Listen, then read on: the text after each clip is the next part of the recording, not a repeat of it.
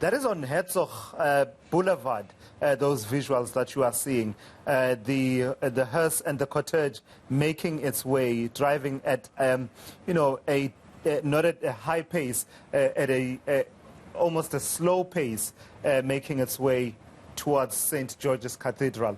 There's the hearse coming into view for you there. It's a Mercedes-Benz vehicle. I believe it's an SUV.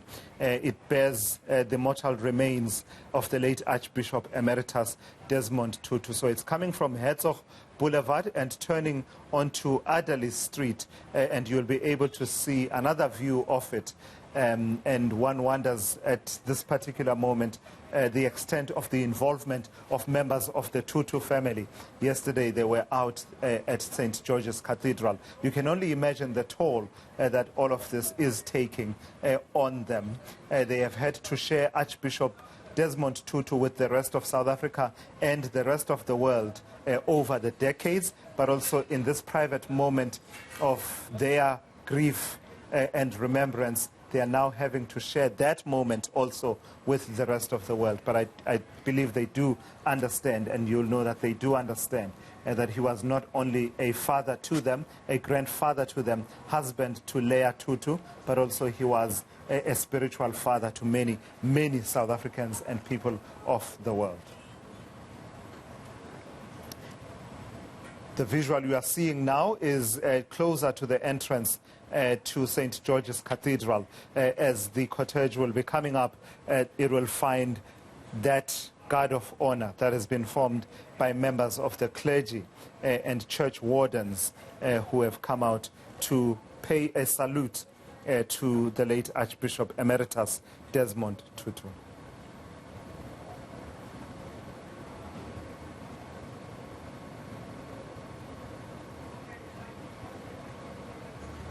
Any moment now, it will be coming up on Adderley Street. In fact, we'll be able to show it to you in just a moment. It is coming up on Adderley Street, one of the key streets here in Cape Town. And if you know the layout of Cape Town, it is not far from the Houses of Parliament, the National Assembly, National Council of Provinces, the rest of the complex, which was a site of, where many of the laws that Archbishop Desmond Tutu spoke up against during apartheid, the oppression of South Africans. Many of those laws were passed in Parliament, but as fate would have it, and the turn of events would have it, it became the Parliament of the people, much to the pleasure and gratification of people such as Desmond Tutu, who now makes his final journey through the streets of Cape Town. Well, the start of the final journey for Archbishop Emeritus Desmond Tutu there, through the streets of Cape Town, where he led the fight for justice in South Africa for many, many decades, including those marches that many, many people have attested to that he would lead in the city of Cape Town.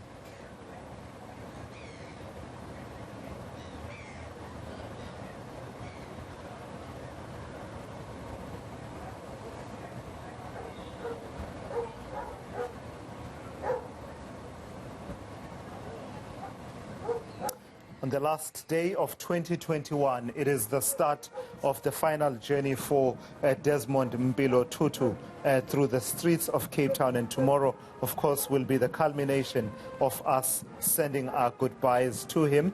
And the focal point for that will be St. George's Cathedral, where he made history, becoming the first black Archbishop of Cape Town and the head of the Anglican Church in Southern Africa in 1986. What a historic occasion that was. And of course, tomorrow being the 1st of January 2022 will also, of course, be a historic occasion for us as South Africans, in that we'll be beginning our journey without the physical presence, let me say the physical presence of Archbishop Emeritus Desmond Tutu. But I do believe that his values, his principles will remain with us. The hearse is now pulling up onto Whale Street, coming up to the entrance towards the St. George's Cathedral, and you will see it coming into view there, coming up, driving up with that guard of honor on the sides of the street.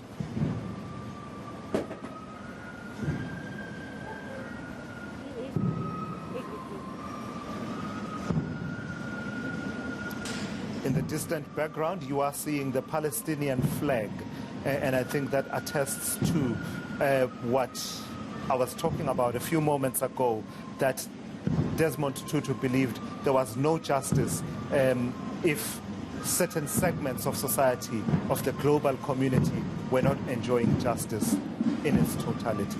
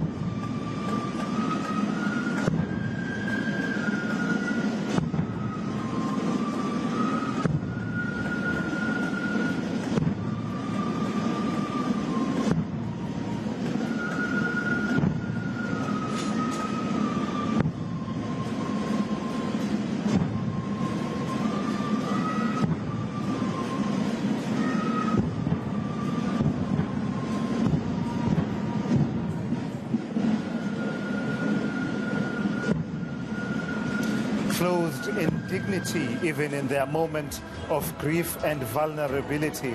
The members of the Tutu family, they're arriving with the mortal remains of the late Archbishop Emeritus Desmond Tutu, and received there at the entrance by members of the Anglican clergy led by Archbishop Thabo Makgoba. They've now made their way inside St. George's Cathedral, where the mortal remains of the late Archbishop Emeritus Desmond Tutu will lie in state for a second day in a row. And at some point, the doors will be opened to members of the public to be able to come through and file past there and say a prayer, have a moment of reflection, and also get that all-important closure for many people.